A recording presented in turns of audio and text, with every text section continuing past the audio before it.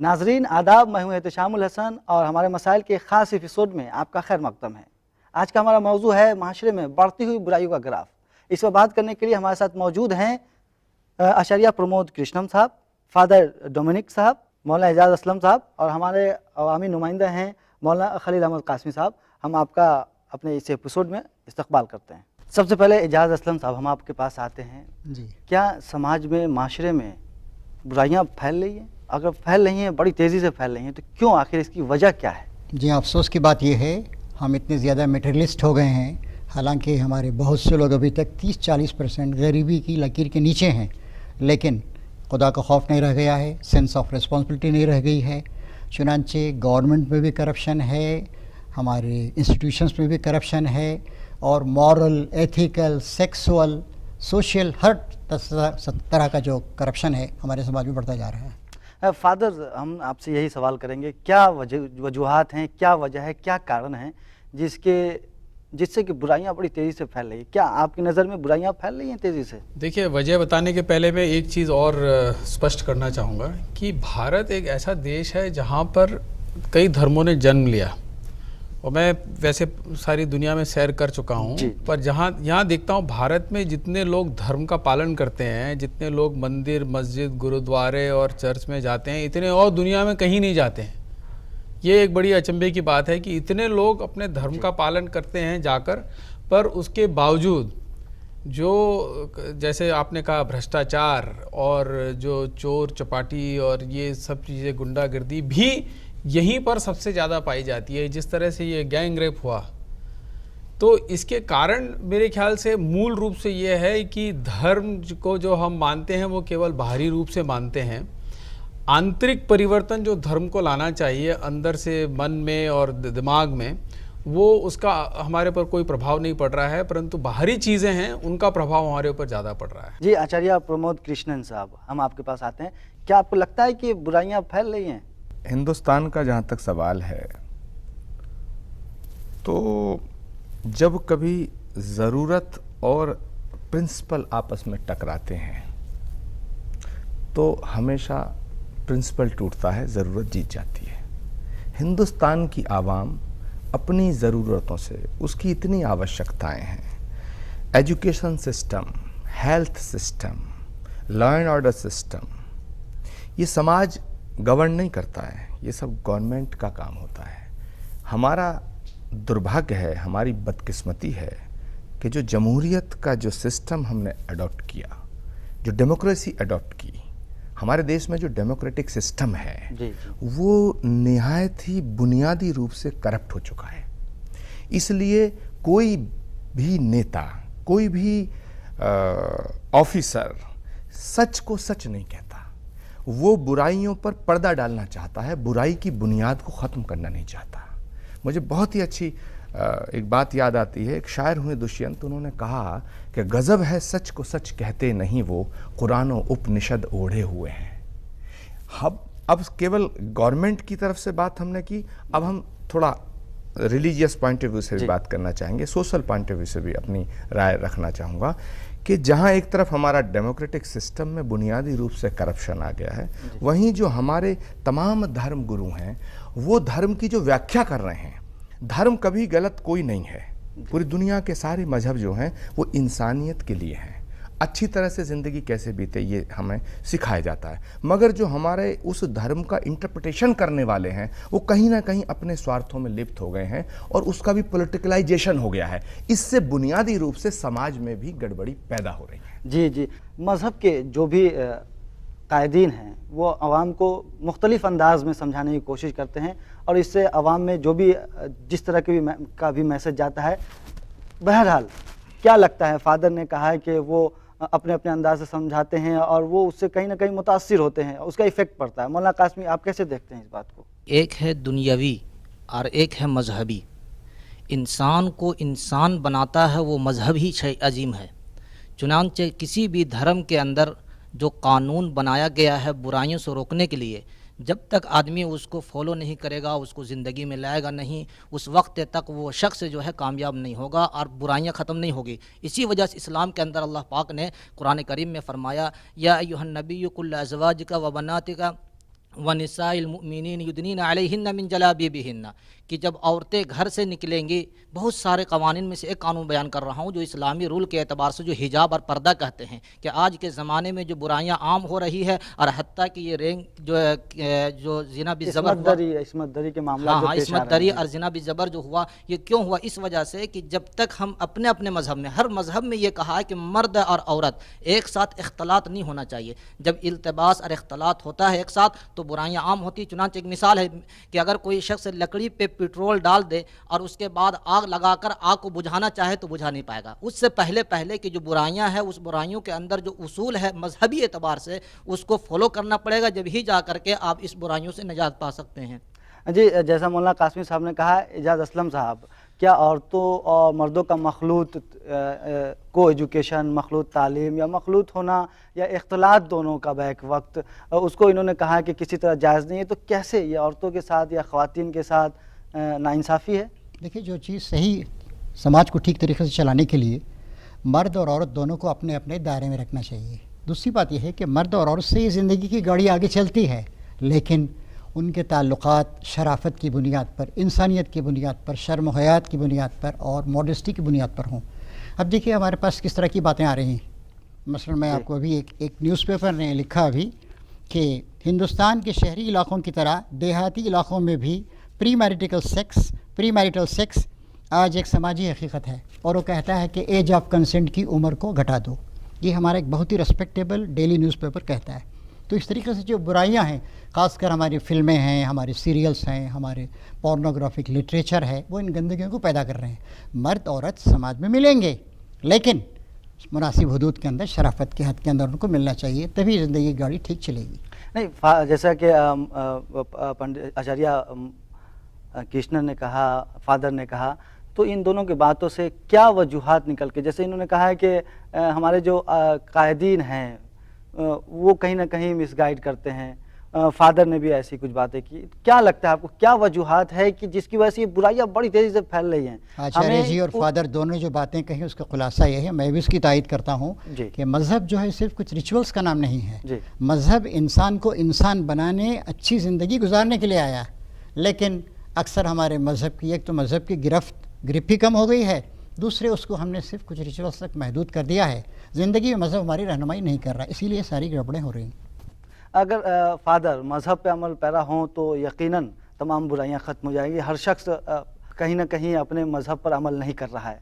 क्या लगता है आपको कि इसकी रोकथाम के लिए, या ये जो बुराइयां बड़ी तेज़ी से फैल रही है, इसमें कहीं ना कहीं वेस्टर्न कल्चर भी प्रभावित कर रही है? ये एक बहुत आसान इल्ज़ाम है कि अपने आप के बचाव के लिए हम विदेशी या पश्चिमी संस्कृति को आराम से वो देते हैं, क्योंकि पश्चिम मतलब दोष लगाते हैं और ये सोचते हैं कि पश्चिमी देश तो वहाँ हैं, अब वो वहाँ का कोई बोलने वाला नहीं है, तो अब अपने मन को ये शांति दे लो कि उनकी तरफ से आ रहा है। मुझे ये बताइए, मैं इंग्लैंड में रह चुका हूँ, अमेरिका में और सब जगह, इस तरह का गैंग रेप जो यहाँ पर हुआ मैंने तो कभी नहीं सुना, कहीं नहीं देखा। नहीं, आखिर इस गैंग नहीं देखिए, तो इसलिए सबसे ये गैंग पहले रैप करने वाला ये सारी चीजें कहाँ से सीख रहा है? मैं बताऊं, क्या वो पैदाइशी तौर पे ऐसा तो था नहीं? हाँ, मेरे विचार से हालांकि हम मीडिया को भी दोष देते हैं, पर ये मीडिया चलाने वाले कौन हैं तो हम ही। तो ये बुराइयां हमारे अंदर है और हमारे स्वार्थ के कारण या पैसा कमाने की जो हमारी इच्छा है कि जल्दी से खूब पैसा कमाया जाए, तो उसकी वजह से ये सब बुराइयां आ रही है। चाहे आप ये रियल एस्टेट की बात करें, जो प्रॉपर्टी डीलर्स हैं, या एक अभी उस रोज किसी की यहाँ पर इनको हत्या कर दी गई, हमारे भारद्वाज साहब की दिल्ली में, MLA की। उसके पहले हमारे पॉन्टी चड्डा की हत्या कर दी गई। जी जी। तो ये क्या कोई टेलीविजन की वजह से की गई? नहीं, इंसान का स्वार्थ है और इंसान के अंदर वो बुराइयां अपने आप पैदा हो रही हैं। आप सोचेंगे कि ये मैं सोचता हूँ कि खास वजूहत है क्यों बुराइयां फैल रही हैं, और बजाय इसके कि हम किसी और को दोष दें, हम अपने खुद के गिरबान में झांक कर देखें कि हमारे में कितनी बुराई है और हम इन बुराइयों से दूर रहने का कितनी कोशिश कर रहे हैं, हमारे धर्म का, मज़हब का हम कितना पालन कर रहे हैं, जो चीज़ें वहाँ पर बताई गई हैं उन पर हम कितना ध्यान दे रहे हैं, और साथ ही एक दूसरी चीज़ किस तरह से इसको ख़त्म किया जा सके। तो मैं सोचता हूँ एजुकेशन एक बहुत ज़रूरी चीज़ है, और शायद पश्चिमी देशों में जो जैसा करप्शन यहाँ पर इतना फैला हुआ है, आप देख लीजिए कोई भी पश्चिमी देशों में क्या इतना करप्शन फैला हुआ है। हर जगह आप जाइए, यहाँ पर पैसा लगेगा, जब आपका जो काम करना है क्लर्क को वो नहीं करेगा, उसको तनख्वाह मिलती है उसके लिए, पर वो नहीं करेगा, उसको पैसे चाहिए। इस तरह की चीज़ें आप पश्चिम में नहीं देखेंगे, बिल्कुल नहीं देखेंगे। और एक छोटी सी चीज़ और बताऊं मैं आपको, यहाँ पर आप देखिए दिल्ली में या कहीं भी कोई सड़क पार करने वाला होगा, नहीं, कार वाला पहले जाएगा। हालांकि वहाँ पर जीब्रा लाइंस हैं। मैंने देखा वहाँ पर विदेश में जीब्रा लाइंस के लिए अगर कोई दूर से भी एक ड्राइवर को दिखेगा कि कोई ये जीब्रा लाइन क्रॉस करने आ रहा है, ड्राइवर वहीं गाड़ी अपनी रोक देगा। ये एजुकेशन की बात है, एटिकेट की बात है, और धर्म तो खैर इन चीज़ों को लाता ही है, सिखाता ही है। और आज का हमारा मौजू है माशरे में बढ़ती हुई बुराइयों का ग्राफ। आचार्य प्रमोद कृष्ण साहब, क्या आपको लगता है मगरबी तहजीब, वेस्टर्न कल्चर असरअंदाज हो रहा है? जैसा कि फादर ने कहा कि नहीं, हम अगर अपनी बात या अपने दोष दे रहे हैं किसी वेस्टर्न, अपनी बुराई छुपाने के लिए कहीं दोष दे रहे हैं, लेकिन क्या हम आज से 20 साल पहले की बात करें तो हम ऐसे थे? हमारी हिंदुस्तानी सभ्यता कैसी थी? आप जरा हम 20 साल पहले की हिंदुस्तानी सभ्यता पर थोड़ी सी प्रकाश डाल दिए, क्या थी हमारी सभ्यता और आज हम क्या हैं? देखिए, जहाँ तक वेस्टर्न कल्चर का सवाल है तो मैं बड़ी बेबाकी से कहना चाहता हूँ, there is no culture. Western का कोई कल्चर ही नहीं है, वो भोगवाद है या गिव एंड टेक है। तुम मुझे ये दो, मैं तुम्हें ये दूंगा, हर चीज़ का पैसा है, तो उसको कल्चर नहीं कहते हैं, वो तो एक गिव एंड टेक रिलेशन है। हमारे देश की सभ्यता और संस्कृति की दुहाई पूरी दुनिया ने दी है, क्योंकि हमारे यहाँ इमोशन को वैल्यूज़ दी गई हैं, हमारे यहाँ जज्बात की कदर की गई है। एक बात मैं साफ तौर से कहना चाहता हूँ कि जो ये औरतों का मर्दों का जो मामला है, मुझे नहीं लगता कि व्यावहारिक रूप से अब ऐसा मुमकिन हो पाएगा कि लड़कियां अलग रहें और लड़के अलग रहें। और लड़कियां लड़के अलग भी क्यों रहें? हम लोग एक ही घर में पैदा होते हैं, एक ही घर के अंदर बड़े होते हैं, वहाँ लड़कियां भी होती हैं, लड़के भी होते हैं, बहन भाई का भी रिश्ता यही है ना, माँ बेटे का रिश्ता है, और भी बहुत से रिश्ते हैं, दोस्तों का रिश्ता है। तो हमारे जो अंदर जो विचार हैं, जब वो ख़राब हो जाते हैं तो फिर हमको वो औरत नज़र आती है, और जब हमारे विचार अच्छे होते हैं तो वो हमें बहन नज़र आती है, हमें माँ नज़र आती है। जबकि हम जिसका रेप का जो प्रश्न उठा है, ये जहनियत का सवाल है। हमारी जहनियत खराब क्यों होती है? क्या वजह है कि हमारी जहनियत खराब हो जाती है? हम एक बहन को बहन क्यों नहीं समझ रहे हैं? एग्जैक्टली, मैं आ रहा हूँ। तो उसके लिए हमको करना क्या चाहिए? जो खराबी आई है कहीं ना कहीं से आई है, ठीक है, उस पर हम जाएं और उसको कैसे सुधारा जाए। तो अभी जैसे ये बात आई ये रेप केस की, तो ये रेप जो है टेलीविज़न का, जहाँ तक ये अभी हमारे डॉक्टर डोमिनिक कह रहे थे, तो टेलीविज़न का भी बहुत ही ज़्यादा इसमें मीडिया का भी रोल है। उसको भी हम बख्श नहीं सकते हैं या माफ़ नहीं कर सकते हैं। क्यों नहीं कर सकते हैं? क्योंकि एक हमारी संस्कृति थी कि हम कैसे बचें। आज हमारी संस्कृति जो डेवलप हो रही है, एक नए तरह का कल्चर इंडिया में डेवलप हो रहा, हम कैसे बिकें। यानी एजुकेशन का जो बुनियादी सिद्धांत हो गया है वो ये नहीं है कि इल्म हासिल करो, वो ये है कि कैसे पैसा कमाएं। हर तरह की एजुकेशन, यही बात है। जैसे डॉक्टर है, डॉक्टर इसलिए नहीं बनता था कोई कि डॉक्टर बन करके उसको घर सेवा करनी है, एग्जैक्टली उसके बुनियादी चीज थी। मास्टर भी जो आज बन रहे हैं, जो टीचर्स की ट्रेनिंग की जा रही है, प्रोफेसर्स जो बनना चाहते हैं, साइंटिस्ट जो बनना चाहते हैं, डॉक्टर जो बनना चाहते हैं, इवन पॉलिटिशियन जिसका के मकसद ही जनता की खिदमत करना था, उसका मकसद बन गया है दौलत कमाना। हर चीज़ की मार्केटिंग हो रही है। इसीलिए क्या है कि जो लड़कियां हैं, वो जो कम उम्र की बच्चियां हैं, वो भी उसमें उस ग्लैमर की दुनिया में बह जाती हैं, लड़के भी बह जाते हैं। तो हमें अब कोशिश ये करनी होगी कि एक तो मीडिया पर कंट्रोल करना होगा। मीडिया पर सेंसर लगाने की बात मैं नहीं कह रहा हूँ, कंट्रोल करना होगा कि कहीं हमारे मुल्क, जहाँ तक विदेशी देशों का सवाल है, वहाँ आबादी कम है, अगर वहाँ कोई प्रॉब्लम फैल गई तो उसको कंट्रोल जल्दी किया जा सकता है। हमारे मुल्क के अंदर अगर इस तरह की लोग हदें पार कर गए तो फिर कंट्रोल कैसे करेगा। एक बात और मैं कहकर अपनी बात ख़त्म करूँगा कि जहाँ तक खुदा से डरने की बात है, ईश्वर से, भगवान के अंदर आस्था का जहाँ तक सवाल है, हिंदुस्तान में मैं कहता हूँ अभी भी सबसे ज़्यादा आस्था है। जी। अगर आस्था ना हो तो 125 करोड़ की जनता को, ये जो लोग हैं, ये क्राइम इसलिए नहीं करते कि यहाँ पुलिस का 4 आदमी बैठे, नहीं, मुझे अभी इस पे मैं शक जाहिर कर रहा हूँ। ये आधे से ज़्यादा लोग क्राइम इसलिए नहीं करते कि इन्हें भगवान का डर है, खुदा का खौफ है। जिस दिन ये खौफ मिट गया, उस दिन इस देश को कोई बचा नहीं सकता। जी, हम अभी आते हैं आपके पास। मौलाना कासमी साहब, आपको क्या लगता है कि ये मीडिया जो है बुराइयों को तेज़ी से फैलाने में अहम रोल अदा कर रहा है? मीडिया या जिस तरीके से इस ज़माने के अंदर टेक्नोलॉजी वगैरह जितने भी इंटरनेट हैं, मोबाइल हैं, तो मीडिया किसी सिर्फ ये चीज़ का नाम नहीं चैनल का। मीडिया मीन्स ये समझिए कि जितनी भी कम्युनिकेट, जितनी चीज़ें ये चीज़ें हैं, वाक़तन ये चीज़ें बुराइयों को आम कर दी है। चुनांचे पहले ज़माना था कि लोग टीवी चैनल तक नहीं जानते थे, तो अपने गाँव में वगैरह वगैरह ज़िंदगी गुजारते थे। रेडियो वगैरह सुन करके आज के काम ज़माने चलाया के अंदर करते इतनी थे। बुराइयां आम हो चुकी है इस मोबाइल की वजह से, इस इंटरनेट की वजह से, कि इस बुराइयों को बचाना अपने आप को बहुत ही दुश्वार कुन मामला हो गया है। इस वजह से जहाँ तक ये ज़रूरी है कि अगर कोई ऐसे राह निकल जाए कि जिन बुराइयों से बच सकते हैं, अगर ज़रूरत नहीं है फिर भी आप देखते होंगे कि मोबाइल स्टूडेंट, पढ़ने वाला तालिब इल्म है, लेकिन फिर भी उसके बाद हाई फाई जो है मोबाइल रखे हुए हैं और फिल्म और गाने और नौज़ बिल्ला बहुत तरह के, उसकी वजह से ये बुराइयाँ आम हो रही है। लेकिन अफसोस की बात है इसको कंट्रोल कैसे किया जाए। उसके अब जो भी हालात आ सकते हैं, जो भी गवर्नमेंट चाहे या मुक्तज़ा हाल के मुताबिक जो हालात आते हैं, उसको ज़रूरी जी, है इस पर कंट्रोल कैसे किया जाए इस पर हम लौटेंगे। लेकिन हम मौलाना एजाज असलम साहब इस बात पे आएंगे कि क्या हमारी क्या जिम्मेदारी है। गार्जियन की बात करें आप तो वो बच्चे की परवरिश में माँ बाप का बड़ा अहम रोल होता है। उसकी इब्तदा जैसी होगी वो इंतहा होती है। बेसिक बुनियादी अगर ढांचा उसका बेहतर बना दिया जाए, घरेलू, हम उसको अगर अच्छे लिबास में कहीं भेजते हैं तो वो अच्छे लिबास का आदी होगा। क्या लगता है आपको कि वालिदैन सही की है, इसमें तालीम क्या और तरबियत जिम्मेदारी की है? बहुत बुनियादी अहमियत है। और आज जैसे कि हमारे दोस्तों ने बताया, हम कमर्शलाइज्ड हो गए। हमारा एजुकेशन का सिस्टम, हमारे प्रोफेशंस, हमारे डॉक्टर्स, हमारे पॉलिटिशियंस, सही बात बताई हमारे फादर ने कि पॉलिटिशियन का काम तो ये है कि लोगों की खिदमत करे, सेवा करे, लेकिन हर चीज़ कमर्शलाइज्ड हो गई। लिहाजा इस कमर्शलाइजेशन को ख़त्म करना होगा।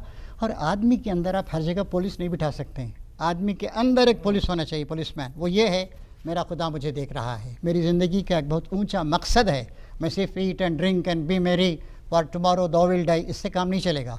तो इस सिलसिले में माँ बाप की भी अहमियत है, टीचर्स की अहमियत है, और मीडिया की भी बहुत बड़ी अहमियत। मीडिया जिस तरह की चीज़ें पेश कर रहा है, जी, क्रिकेटर को आज आप देते हैं 5 करोड़ रुपये, किसी वाइस चांसलर को दिए हैं आपने 5 करोड़ रुपये आपने, तो जो ज़िंदगी की प्रायोरिटीज़ हैं तो हमारी बदल गई।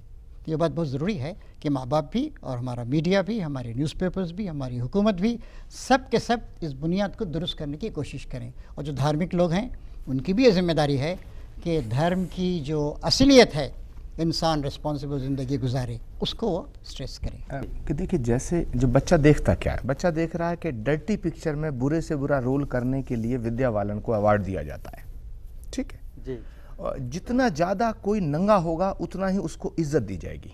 तो बच्चा सोचता है मैं भी नंगा हो जाऊं। समझ रहे हैं आप मेरी बात?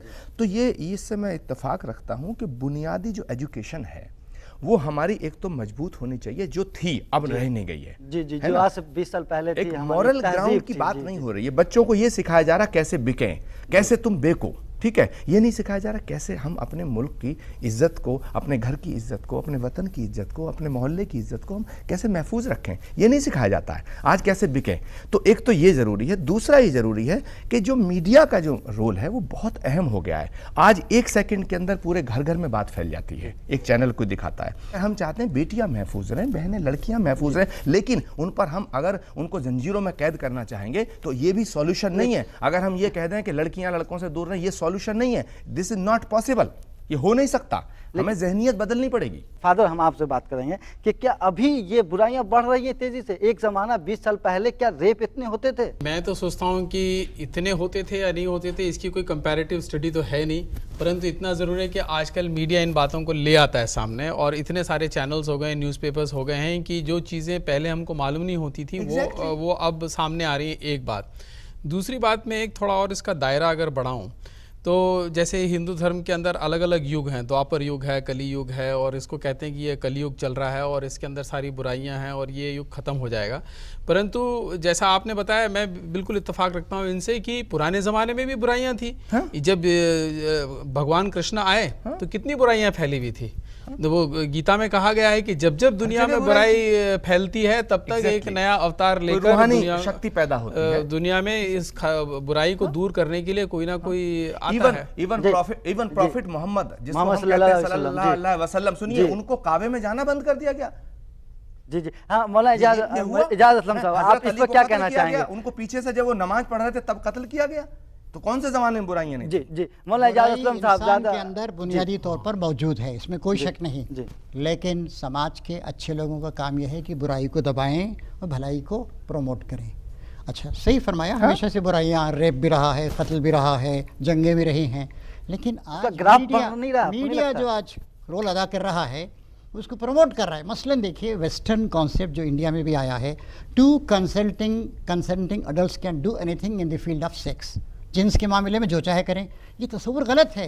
बुराई बुराई है, हर इज़्ज़त, हर औरत की, हर बेटी की, हर माँ की इज़्ज़त करनी चाहिए। करप्शन बुरा है, और इसलिए बुरा है कि खुदा को पसंद नहीं। ये कॉन्सेप्ट, ये हिंदुज़म का भी, क्रिश्चियनिटी का भी, इस्लाम का भी, सबका ये तस्वुर है। इस तस्वुर को आम किया जाए और बताया जाए कि सिर्फ कुछ हाथ जोड़ लेना, सजदा कर लेना दीन नहीं है, धर्म नहीं है, बल्कि अच्छी ज़िंदगी गुजारना, एक सोशली, इकोनॉमिकली, शराफत के साथ, गरीबों का ख्याल रख कर, ये तस्वुर ज़्यादा आम करने की ज़रूरत है। और जो बुराइयां हैं उनके खिलाफ लड़ना। शराब देखिए, शराब बढ़ती जा रही है, फैलती जा रही है।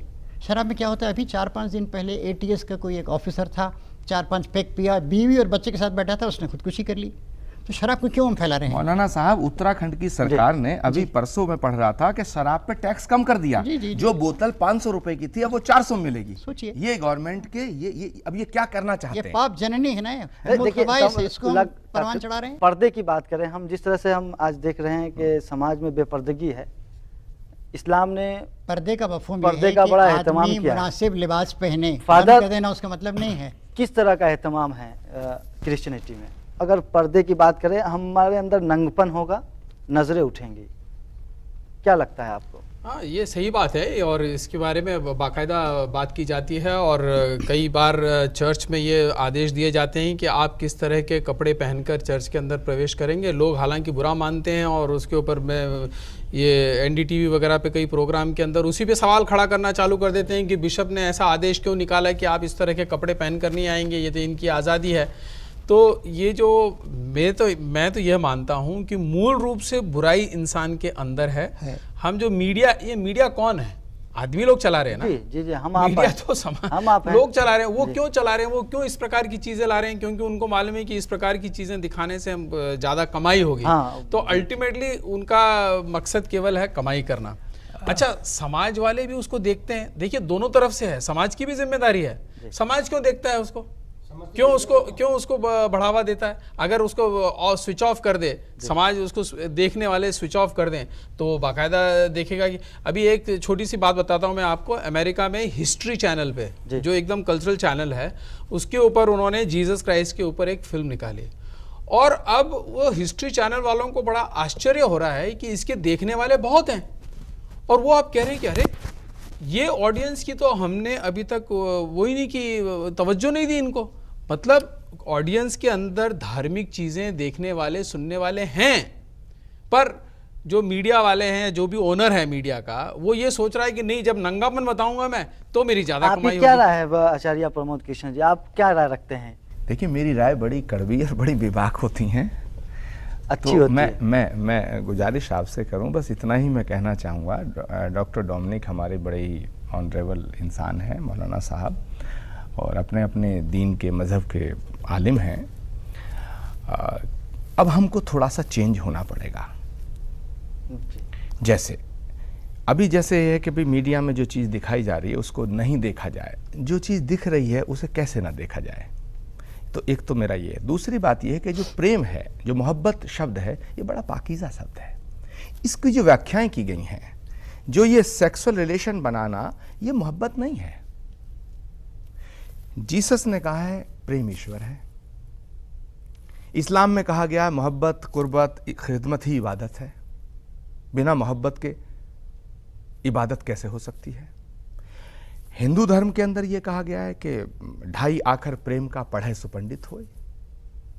तो जब हम इंसान, अगर हम ईश्वर से प्रेम करते हैं और हम ये कहते हैं कि हम उसकी बनाई हुई कायनात से नफरत करते हैं, तो ये क्या पॉसिबल है? किसी चित्रकार से कहो हम तुझसे मोहब्बत करते हैं, तेरे चित्रों से नफरत करते हैं। किसी शायर से कहो हम तुझसे मोहब्बत करते हैं, तेरी गजलों से नफरत करते हैं। तो ऐसे ही जो हम कायनात को जो बनाने वाला है, अगर हम उसकी इबादत करते हैं तो उसकी बनाई हुई इससे भी मोहब्बत करनी पड़ेगी, तभी तो इबादत बनेगी और वो कबूल होगी। तो अब हमारा क्या है कि हम ये तो कह रहे हैं कि हम तुझसे मोहब्बत करते हैं, लेकिन इंसान और इंसान में मोहब्बत ना हो उसके ऐसे हम बीज बो रहे हैं, तो ये पॉसिबल नहीं है। मैं ये कहता हूं कि लड़का लड़की से प्रेम करे, क्यों कर सकता है, अगर वो बालिग है कर सकता है, उसे वो अपने ऊपर हक रखता है, लेकिन उसको जो वाहियात रास्ते हैं उनको ना पर्दे अपनाए। की बात करें, हाँ पर्दे की बात करें तो अच्छा एक बात बताओ, पर्दे में औरत ही क्यों रहे, आदमी पर्दे में क्यों ना रहे, बताओ ना। सबको रहना नहीं, जब ईश्वर ने दोनों को बनाया है, जी। तो अब ये जो रेप का मामला है, मैं बड़े दुख के साथ कहना चाहता हूं, टेलीविजन डिबेट हुई डॉक्टर साहब कई चैनल्स पे, मैंने ये कहा कि जिसके साथ बलात्कार हुआ उसका क्या गुनाह था जो उसका मुंह छुपा दिया गया, उसका क्या गुनाह था जो उसका नाम भी नहीं बताया जा रहा है। मैंने ये शुरुआत की, लेकिन एक केंद्र के मंत्री ने बेचारे ने, शशि थरूर ने इस बात को उठाया तो उसकी बोलती बंद कर दी गई। हमारी बोलती इसलिए बंद नहीं कर सकते हैं क्योंकि ना तो हम किसी से नौकरी लेते हैं, ठीक है, बट सुनिए, और एक चैनल के नेशनल ब्रॉडकास्टिंग एसोसिएशन है एक, उसके एक महामंत्री हैं, जो कुछ चैनल्स पे वो 2-4 पत्रकार आकर बैठ जाते हैं, वो दीन में भी माहिर हैं, सुनिए, उन्हें पॉलिटिक्स की भी राय देने में महारत हासिल है, वो किसान की बात होगी तो वही 4-5 पत्रकार रहेंगे, तो फिर पूरी दुनिया में जैसे वही सब आलिम हो गए, वही ज्ञानी हो गए, हर चीज का उन्हीं को वो है, वो सब अदालत के हुक्म की तामील की गई थी। जो किस अदालत के हुक्म की बात कर रहे हैं आप? अदालत का हुक्म कौन कहता है? जब वो लड़की मर गई, पूरी दुनिया कह रही है हम उसका नाम अमर रखेंगे। अरे नाम तुम जानते नहीं, अमर क्या रखोगे? खामोखा की वाहियात बातें। देखिए, कानून क्यों बनता है? कानून की बुनियाद में जाइए। कानून इसलिए नहीं बनता कि वो कानून है उसको रखो, कानून इसलिए बनता है कि आपको तकलीफ पैदा ना हो, और जो सच्चाई है वो उजागर होनी चाहिए, शर्म आनी चाहिए बलात्कार करने वालों को। लेकिन हमारे देश का निजाम देखिएगा, जिस लड़की के साथ गुनाह होता है उसका मुंह छुपाना पड़ता है। आज तक भी उस लड़की का नाम किसी को नहीं पता, और जबकि उसके मोहल्ले वालों को पता है, उसके रिश्तेदारों को पता है, सारी मीडिया को पता है, सारे पुलिस वालों को पता है, लेकिन अगर उसके लड़की के नाम का पत्थर कहीं लगाने की बात आएगी, माफ करना, तो तुम उसका नाम नहीं जानते, तुम कहोगे एक गैंग पीड़ित लड़की के नाम ट्रेन चला दी। क्या शर्म आनी चाहिए। हमारा आज का मौजू है माशरे में बढ़ती हुई बुराइयों का ग्राफ। मौलाना कासमी साहब, आपके पास आता हूँ, क्या लगता है पर्दे की अहमियत है? ये जो बुराइयां फैल रही हैं उसमें पर्दे का कोई रोल है क्या? जी, मैं ये कहना चाहूँगा इनके बातों को एक्सेप्ट करते हुए कि दरअसल बुराइयों को जो जड़ और बुनियाद है, पहले समझिए 2 मिनट मैं बोलूँगा कि जो असल जहाँ से आगाज़ जहाँ से है वो है घर से। और घर के अंदर क्या है कि बाप और भाई इस बात को अपने आप को फ़ख्र समझता है अपनी बहन बेटी को नंगे देखने को।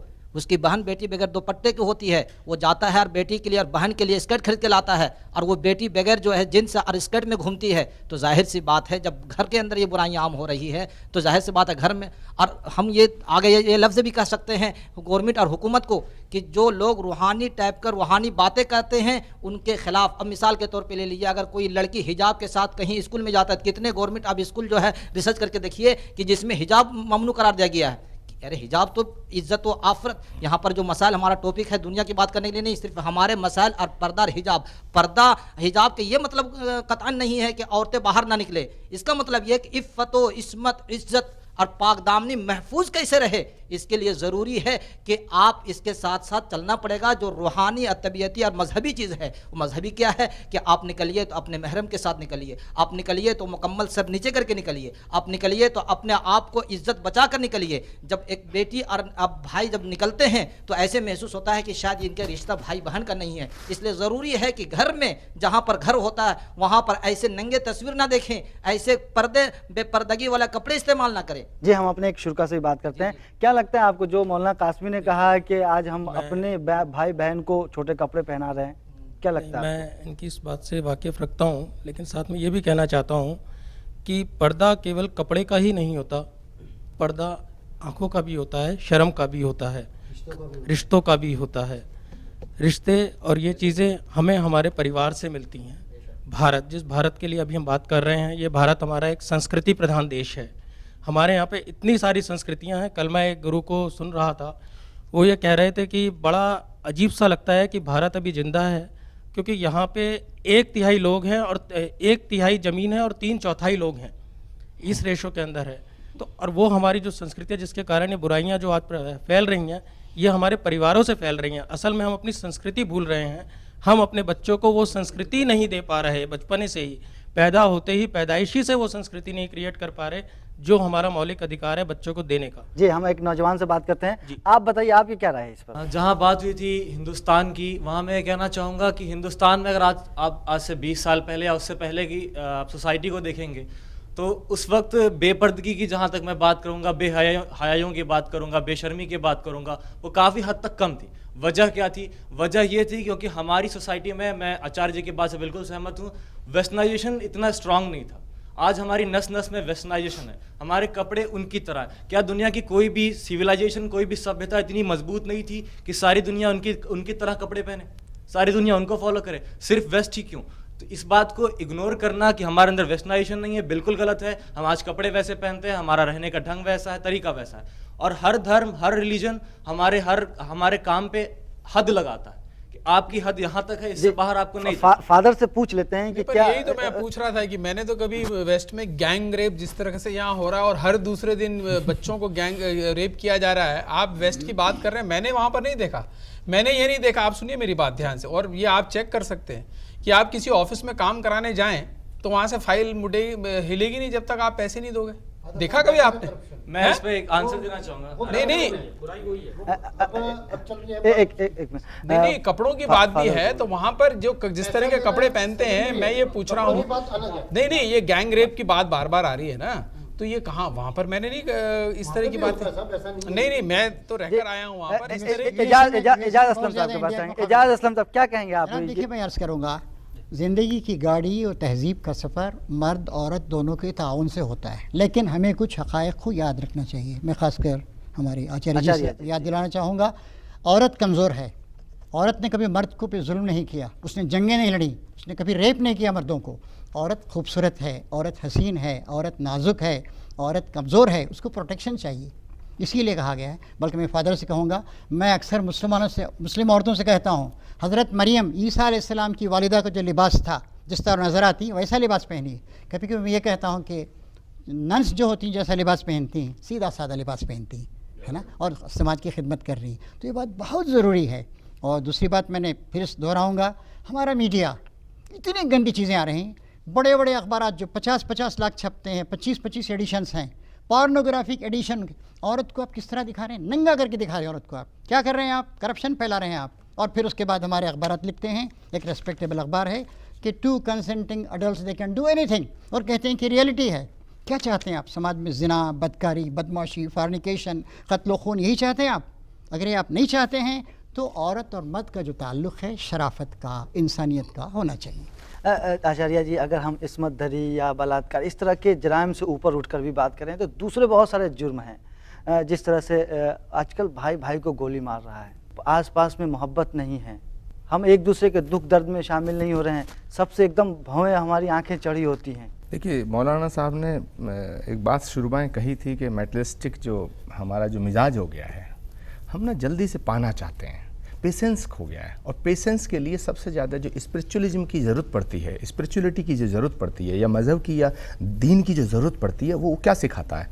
पेशेंस सिखाता है, संयम सिखाता है। सुकून और कहीं है ही नहीं, ईश्वर के अलावा कहीं सुकून थोड़ी है।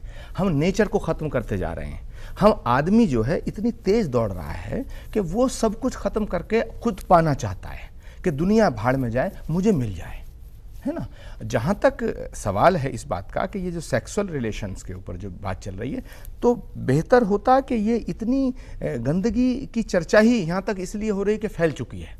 देखिए, आज आप जो प्रोग्राम कर रहे हैं, इसका मतलब ये है, इसके मायने ये हैं कि समाज में ये फैल चुका है। हम चाहते हैं कि खत्म हो, वजह क्या खत्म हो, या कैसे रुके, या कैसे इसका खूबसूरत रूप कैसे हो, हम लोग इसी पर तो बात कर रहे हैं। तो इसके लिए मैं एक सलाह देना चाहता हूं कि अब इससे बचने का एक उपाय है कि इसकी खूबसूरती बढ़ाई जाए, इस पर डिबेट हो और बच्चों को सेक्स की एजुकेशन दी जाए। बच्चे अभी मोहब्बत और सेक्स में अंतर नहीं समझ रहे हैं। आज का हमारा मौजू है माशरे में बढ़ती हुई बुराइयों का ग्राफ। अगर सेक्स की तालीम दें तो क्या बुराइयां नहीं बढ़ेंगी, आपको लगता है? फादर आप, हम शायद भूल रहे हैं कि समाज में काफ़ी दूसरी बुराइयां हैं, और मैं वापस दोहराऊंगा, उस बात पे इतना वो नहीं दिया जा रहा है, तवज्जो नहीं दी जा रही है कि बुराई हम में है, मुझ में है। और जब तक मैं ये नहीं स्वीकार करूंगा कि बुराई मुझ में है, मुझसे शुरू होती है और मुझ में ख़त्म होती है। क्या बुराई हम में है, इस पर आप क्या? रहनुमाई फ़ालहमहा फ़ुजूरहा व तक़वाहा, इंसान को पैदा करने के बाद हमने उसके अंदर बुराई भी रख दी और भलाई भी रख दी।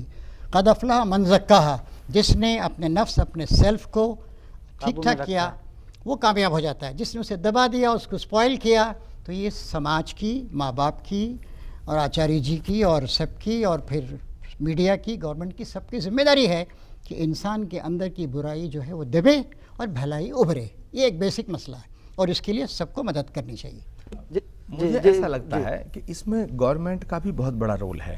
जैसे पोलियो के लिए अवेयरनेस का एक प्रोग्राम चलाया जाता है, जैसे और बहुत सी चीज़ों के लिए प्रोग्राम चलाए जाते हैं, तो इस तरह का भी एक प्रोग्राम चलाए जाएं जो नहीं चल रहे हैं। नंबर एक, अफसोस की बात यह है कि बलात्कार हुआ, गैंगरेप हुआ, जिसको कई बार उठाया जा चुका है, पूरी दुनिया ने देखा।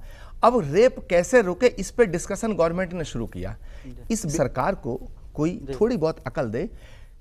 डिस्कशन हो रहा है कि रेप कैसे रुके और तय कर रहे हैं कि सेक्स की उम्र कितनी हो। कोई तालमेल है इन दोनों चीजों में? शादी तो होगी 18 और 21 साल में और सेक्स करते हैं लेकिन 16 साल में। 16 में आप नो, लाना चाह रहे हैं, सरकार सोचिए को कोई क्या समझाए कर कि रहे हैं आप? रेप का इससे ताल्लुक क्या था। फिर जब तमाम बवाल मचा तब जाके फिर उस पे आए। अरे आप ये कहो कि ये रेप कैसे रुके। देखिए, म्यूचुअल कंसेंट से जो रिलेशन है, ठीक है, उस पर तो ना तुम पाबंदी लगा सकते हो, ना मैं लगा सकता हूं, और ना किसी युग में लगा है, और शायद वो लगनी भी नहीं चाहिए। अब उसे बच्चों को हमको इल्म तालीम देनी चाहिए ये कि बेटा ये बात ये ऐसे है, ये बात ऐसे है, खड्डा यहाँ है, नदी यहाँ है, समंदर यहाँ है, अब तेरी मर्जी, तू जहाँ मर्जी डूबे, तेरी मर्जी है हिमालय पे चढ़ जा, तेरी मर्जी है यहाँ खत्म हो जा कूद करके। ठीक है, ये हमें उन्हें तालीम देनी पड़ेगी और इस पर खुले मन से बहस करनी पड़ेगी, खुले मन से हमें निर्णय करना पड़ेगा। जी, आपको क्या लगता है कि इस समाज में जो बुराइयां हैं उसकी क्या वजूहत हैं? हमारे साथ आचार्य प्रमोद कृष्ण हैं, मौलाना एजाज असलम हैं, फादर हैं, इन लोगों की बात से आपको क्या महसूस हुआ, क्या समझ पाई हैं आप तक, क्या होना चाहिए? जो भी बातें कही वो बिल्कुल सही हैं कि इंसान के अंदर नेचुरल चीज़ है कि बुराई भी है और अच्छाई भी है। अब वो इंसान को मज़हब गाइड करता है कि वो अच्छाई को ज़्यादा उभारे और बुराई को कम करे। वो एक अल्लाह ताला का निज़ाम है, उसको रिलीजियस वे से हम लोग सिर्फ सजदा ना करें, सिर्फ पूजा ना करें, उससे नहीं वो अच्छाई उभरेगी नहीं, बल्कि हमें अंदर से एक सेल्फ अवेयरनेस क्रिएट करनी होगी जिसकी वजह से ये बुराइयाँ कम हो सकती हैं। और दूसरी बात, हमारे यहाँ पे जो बात उठी, मुद्दा उठा कि पर्दा का, वो पर्दे में हर बात पे औरतों के पर्दे पे बात हुई, मर्दों के पर्दे पे बात नहीं उठी। हालांकि कुरान शरीफ में ये है कि औरतों के पर्दे से पहले मर्दों के पर्दे की बात उठी। अल्लाह ताला ने फरमाई है कि जैसे ही कोई मर्द किसी गैर औरत को देखे तो वो अपनी नज़रें झुकाएं, और ये बात दोनों के लिए लागू होती है। तो मैं चाहूँगी कि आप लोग उसके ऊपर थोड़ी सी बात करें कि मर्दों के पर्दे के ऊपर आपके क्या ख्यालात हैं। जी, मौलाना एजाज असलम साहब सही फरमाई इन्होंने। अल्लाह ताला कुरान शरीफ कहता है, ए नबी, मुस्लिम मर्दों से कहो कि अपनी निगाहों को छुपा के रखें, झुका के रखें और अपनी शर्म हया की हिफाजत करें। उसके बाद कहता है, और मुस्लिम औरतों से भी कहो, और ये सारे इंसानों के लिए है कि वो अपनी निगाहों को झुका के रखें और शर्म हया की हिफाजत करें। तो सब सही फरमाया उन्होंने। चलते हैं इसके नतीजे पर कि आखिर जो बुराइयां फैल रही हैं मौलाना एजाज असलम साहब, तो ये बुराइयां जो फैल रही हैं इसके रोकथाम के लिए या इसके खात्मे के लिए, अगर हम खात्मे की बात करें तो मुश्किल है अभी, क्योंकि बुराइयों का ग्राफ बढ़ चुका है काफ़ी। तो इसके रोकथाम के लिए किस तरह की पहल कोशिश की जानी चाहिए? सबसे पहली बात, आदमी के अंदर खुदा का सही तस्वुर है, ईश्वर का, उसका आज्ञाकारी बने, वो सिर्फ उसकी पूजा ही करके मुतमईन नहीं हो जाए वो। दूसरी बात यह है कि दुनिया में एक रिस्पॉन्सिबल इंसान, एक अच्छे सिटीज़न की तरह ज़िंदगी गुजारे। तीसरी बात यह है कि उसको एजुकेट किया जाए, उसको ट्रेनिंग दी जाए। चौथी बात यह है कि हमारा मीडिया इंसान को इंसान बनाए, जानवर नहीं बनाए, कमर्शियल एनिमल नहीं बनाए। और पांचवी और आखिरी बात यह कि जो लोग समाज के इन उसूलों को तोड़ें, गड़बड़ करें, उन्हें सज़ा भी सख्त दी जाए। इस तरीके से हमारी बुराइयां कम होंगी और इंशाल्लाह ख़त्म भी होंगी, क्योंकि इंसान की फितरत बुराई को पसंद नहीं करती है और हम परेशान हैं पूरे हिंदुस्तान के लोग। और बुराइयां सिर्फ सेक्सुअल ही नहीं हैं, सोशल भी हैं, फैमिलियल भी हैं, इकोनॉमिक भी हैं, पॉलिटिकल भी। इन सब का खात्मा होना चाहिए। जी, फादर डोमिनिक, आप क्या कहना चाहें? मैं मौलाना साहब से पूरी तरह से इत्तेफाक रखता हूँ और यही बात कहूँगा कि अगर हम हमारे जो भी धर्म में हम विश्वास करते हैं और जो भी धार्मिक पुस्तक को हम मानते हैं, उनके बताए हुए पर हम चलें तो धर्म अवश्य हमको मदद कर सकता है। और दूसरा जो है कि एजुकेशन है, शिक्षा है कि हम दूसरों का किस प्रकार आदर करें, ये बिल्कुल सही है। और जैसा हमारी बहन ने बताया, बहुत अच्छी बात इन्होंने बताई कि केवल हम लेडीज़ को ही हमेशा दोषी ना ठहराएं या उन पर ही सारी जिम्मेदारी ना रखें। ये आदमियों की भी जिम्मेदारी है, और आदमी एक्चुअली वास्तव में ज़्यादा अग्रेसिव होता है, और बुराई अगर वो फैलाता है तो वो अधिक फैलाता है। पहले मौलाना साहब भी बोल चुके हैं कि ये रेप कौन करता है, औरतें तो नहीं करती हैं, आदमी करते हैं, तो उस पर उनको क्यों दोष दिया जाए। तो हमारे अंदर जो बुराइयां हैं उनको हम पहले एड्रेस करें, और उससे ये दूर होंगे। जी आचार्य प्रमोद कृष्ण साहब, आप कैसे देखते हैं बुराई का खात्मा कैसे मुमकिन हो पाए, उसको कैसे उस पर रोकथाम? एजुकेशन का जो मॉडल है ये एकदम चेंज होना चाहिए। मॉरल एजुकेशन को बढ़ावा मिलना चाहिए, और सेक्स पे ओपन डिबेट होनी चाहिए। बच्चों को सेक्स की तालीम दी जानी चाहिए, जिससे वो उसकी अच्छाइयाँ और बुराइयाँ दोनों को जान सकें। अब उसके बाद उन पर फैसला छोड़ देना चाहिए। हमें अपने बच्चों पर यकीन करना चाहिए।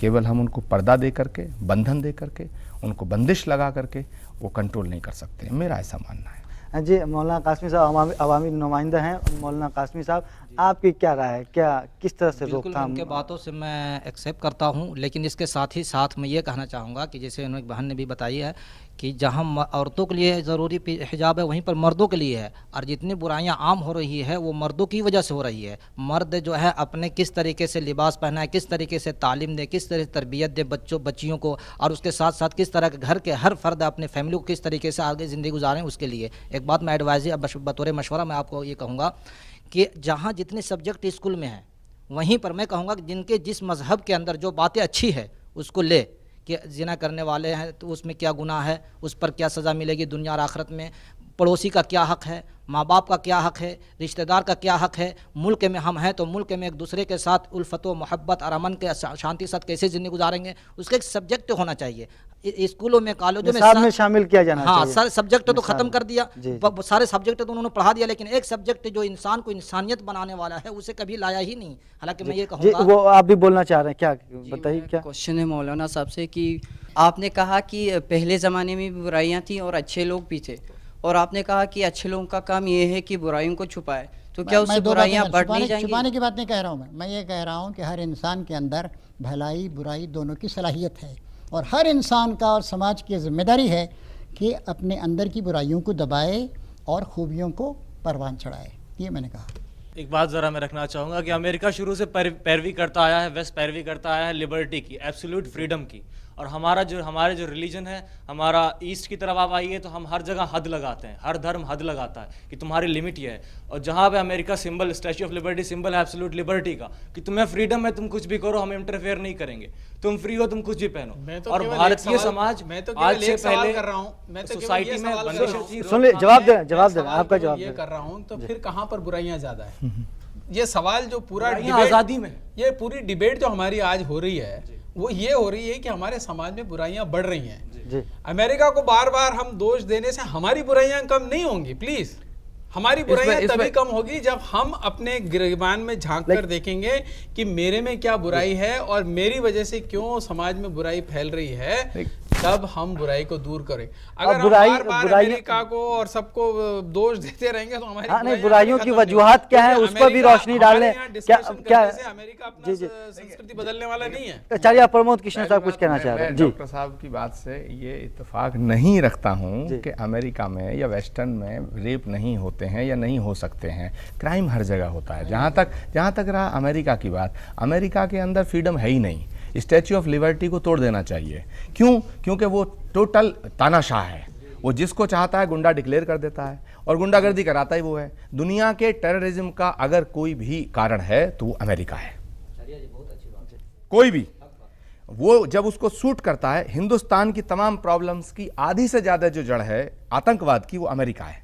पाकिस्तान को बर्बाद करने का काम अमेरिका का। सुनिए, तमाम अफगानिस्तान और ईरान इराक को लड़ाने का काम अमेरिका का। पूरी दुनिया को तबाह करना चाहता है ये अमेरिका। तो इसकी तो फ्रीडम और इसकी लिबर्टी की बात ही नहीं करनी चाहिए। वो तो तानाशाह है। अब ये ऊपर वाला कब तक उसे चलाता है ये अलग बात है, कब तक दुनिया उसके खेल को समझ पाती है ये अलग बात है। नहीं, फादर डोमिनिक से भी पूछ, डोमिनिक फादर क्या लगता है इन्होंने जो बात कही है, क्या ऐसा है? ये विवाद चल रहा है, ये बहुत संकीर्ण है। वैसे हमारा मुद्दा ये नहीं था, हमारा मुद्दा ये नहीं था, दहशतगर्दी पे हमें जाना नहीं था जी। हम नजरिया अगर अपना पूरा दायरा फैलाकर देखें और अगर पश्चिमी देशों से सुने कि भारत कैसा है या पूर्वी देश कैसे हैं, तो वो एक अलग कहानी बताएंगे। हम जब उनकी तरफ देखते हैं तो हमारी कहानी अलग है। मैं बार बार कह रहा हूं और अंत में मेरा यही पॉइंट है, बुराई हम में है। हम अभी अपनी प्रॉब्लम पर जिक्र कर रहे हैं तो अपनी और लगे रहें। बुराई हम में है और हमें बुराई निकालनी। अगर इससे कोई सहमति नहीं रखता है तो मैं देखिए हमें मैं इन्हें गलत फादर सिद्ध की इस करना बात है। की तायद करता हूँ जी। कि हम दूसरों से कंपेयर करने के बजाय हम जो खुद की बात 125 करोड़ हैं, 1/6 ऑफ ह्यूमैनिटी हैं, हम अपने मसाइल पे तवज्जो दें, हम अपनी खराबियों को चेक करें, एनालिसिस करें और हम इससे बचने की जी कोशिश शुक्रिया हमारे मसाइल में आपने शिरकत की। तो नाजरीन, ये था आज का हमारा एपिसोड। मुझे उम्मीद है कि आपको पसंद आया होगा। जब तक के लिए मुझे इजाज़त दीजिए। खुदा हाफिज़।